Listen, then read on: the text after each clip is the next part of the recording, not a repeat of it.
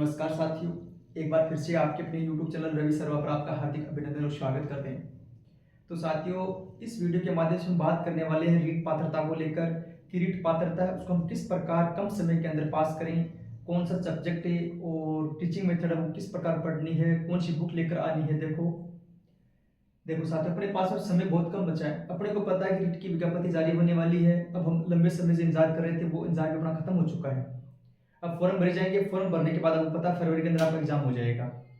अब देखो कई साथी ऐसे जो पहली बार तैयारी कर रहे हैं और कई साथी ऐसे जिन्होंने एग्जाम दिया था और वो इस बार वापस एग्जाम देने जा रहे हैं। तो सबसे पहले हम बात कर लेते हैं कि तैयारी कहाँ से शुरुआत करें, किस प्रकार पढ़ें। तो साथियों, अपने को पता है रीट पात्रता पास करने के लिए अपने को L1 और L2, चाहे हम L1 की बात करें या फिर L2 की बात करें, दोनों ही लेवल के अंदर शिक्षण विधि का बहुत अच्छा अहम रोल रहता है साथियों। क्योंकि ये पात्रता एग्जाम है उसके अंदर भी आने वाली है, जो मुख्य परीक्षा उसके अंदर भी ये शिक्षण विधि आने वाली है। अब देखो, हिंदी, संस्कृत या फिर विषय या फिर जो शिक्षा या मनोविज्ञान है उसके अंदर लगभग अपने को 50 से लेकर 60% का रेशियो अपने को शिक्षण विधि का देखने को मिलता है। और अपने को पता है कि पात्रता पास करने के लिए अपने को 90 क्वेश्चन सही करने पड़ते हैं। 90 क्वेश्चन में से अपने को 50 से लेकर 60 के मध्य अपने को शिक्षण विधि के क्वेश्चन देखने को मिलते हैं पेपर के अंदर। तो क्यों ना सबसे पहले हम शिक्षण विधि को तैयार कर लें। अब शिक्षण विधि को तैयार करने के लिए हम कहां से शुरुआत करें, कौन सी बुक लेकर आए।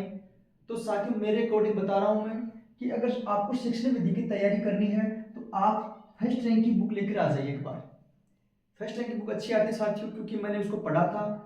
और आप एक बार कोई भी बुक लेके आ जाइए, जैसे आपने फर्स्ट रैंक लेके आ गए तो अब आप उस पर विश्वास कर लीजिए और उस बुक को कम से कम आप 5 6 बार पढ़िए। मतलब आपको बार बार उसका रिवीजन करना है, जितना हो सके आप उसका बार बार रिवीजन कर लीजिए। आप कोई भी टॉपिक लीजिए, आप उस टॉपिक को अच्छे से पढ़िए, उसमें कौन कौन से बिंदु महत्वपूर्ण आप उसको अंडरलाइन कर लीजिए। इस प्रकार आपको 2 3 या 4 जितना हो सके आप उसका मतलब रिवीजन कीजिए बार बार।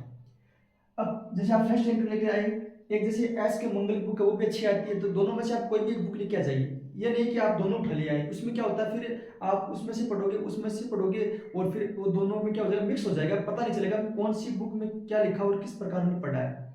तो आप एक बार कोई बुक लेके आ जाइए आप, और वो आप उसको बार बार अच्छे से तैयार कीजिए। और शिक्षण विधि की कोई बुक लेके आए, आप उसको पढ़ा और ये मान के चलो आपको पात्रता के अंदर भी क्वेश्चन देखने को मिलेंगे और शिक्षण विधि क्वेश्चन आपको मुख्य परीक्षा के अंदर भी देखने को मिलेंगे। तो आप शिक्षण विधि को आधार मान के अच्छे से तैयारी कीजिए। अब बात करें हम संस्कृत की, क्योंकि जैसे हिंदी है, हिंदी को तो हमने बहुत बार पढ़ लिया और हिंदी अपनी चलती भी है, पर संस्कृत सब्जेक्ट ऐसा है जो 10वीं के बाद छूट जाता है अपने। फिर ठीक है, फिर हम एग्जाम देने आते हैं तो मतलब कोई टीचर वाली भर्ती वहां पर भी अपने को संस्कृत पढ़नी पड़ती है, बाकी कोई और एग्जाम देते हैं वहां पर भी अपने को संस्कृत नहीं मतलब देखने को नहीं मिलती है। तो एक संस्कृत का भी एक अहम रोल रहता है। अब क्योंकि ये बहुत लंबे समय हो जाता है अपने को संस्कृत छोड़ेंगे, तो इसकी शुरुआत कहाँ से करें। देखो वैसे तो संस्कृत के बहुत सारी बुक चल रही है मार्केट के अंदर, पर जैसे साफल्यम है, लोकेश शर्मा की बुक आती है, एक है संस्कृत स्मृति किरण चौधरी की। ये दोनों बुक अच्छी हैं, आप दोनों में से कोई भी एक बुक उठा लीजिए, आप बार बार उसका रिवीजन कीजिए। अब जैसे आप संस्कृत को पढ़ोगे आपको समझ में नहीं आएगा कहाँ शुरुआत कहाँ से करें, कैसे पढ़ें, आप पेज पढ़ते रहोगे। तो साथियों, मेरा मानना यही है कि आप जैसे संस्कृत की तैयारी शुरू करते हो, चाहे तो आप दोनों में से कोई बुक लेके आ जाइए, या फिर आप जैसे कक्षा 6 से लेकर 10 तक जो बुक चलती है संस्कृत की, आप वो उन बुकों में से आप सबसे पहले धातु रूप है, ठीक है, धातु रूप है या फिर शब्द रूप है, आप इनको अच्छे से तैयार कीजिए साथियों। धातु रूप आपको पता ही है, जैसे लिट लकार है, लोट लकार है, लट लकार है, ठीक है। इस प्रकार आप धातु रूप वो तैयार करना है, और शब्द रूप है उसको भी तैयार करना है। सबसे पहले आप धातु रूप शब्द रूप रोज एक जैसे धातु रूप आपने तैयार कर लिया, 15 दिन के अंदर आप धातु रूप को अच्छे से बार बार पढ़ा, तो मतलब आप जैसे बार बार बोलोगे तो ये याद हो जाएगा। पहली बार पढ़ोगे आपको ऐसा लगेगा हम क्या पढ़ रहे हैं, पर साथियों आपको पता है बार बार आप रिवीजन मारोगे तो मतलब तैयार हो जाएगा। धातु रूप और शब्द रूप तैयार कीजिए। इनको तैयार करने के बाद फिर आइए आप कारक जो टॉपिक है उस पर आइए, क्योंकि आपको पता है कि धातु रूप और शब्द रूप तैयार करने के बाद अपने को कम से कम 4 या 5 क्वेश्चन यही से अपने सरल हो जाएंगे। 15 क्वेश्चन संस्कृत की शिक्षण विधि के हो गए, 5 क्वेश्चन यही से अपने को देखने को मिल जाएंगे, मतलब 20 क्वेश्चन ऐसे कवर होने वाले हैं। तो क्यों हम इधर उधर भटके। तो सबसे पहले हम धातु रूप और शब्द रूप तैयार करने, अगर ये आपके अच्छे से तैयार हो गए, फिर आप कारक जो टॉपिक है इसको आप कम से कम 3-4 बार रिवीजन कीजिए। पहली बार पढ़ोगे आपको कुछ समझ में नहीं आएगा, दूसरी बार पढ़ोगे थोड़ा बहुत समझ में आएगा, क्योंकि इसके अंदर भी विभक्तियां चलती हैं। कौन सी विभक्ति में कौन सा शब्द बनता है वो अपने को पता चलेगा शब्द रूप और धातु रूप से। तो आप फिर कारक टॉपिक को तैयार कीजिए।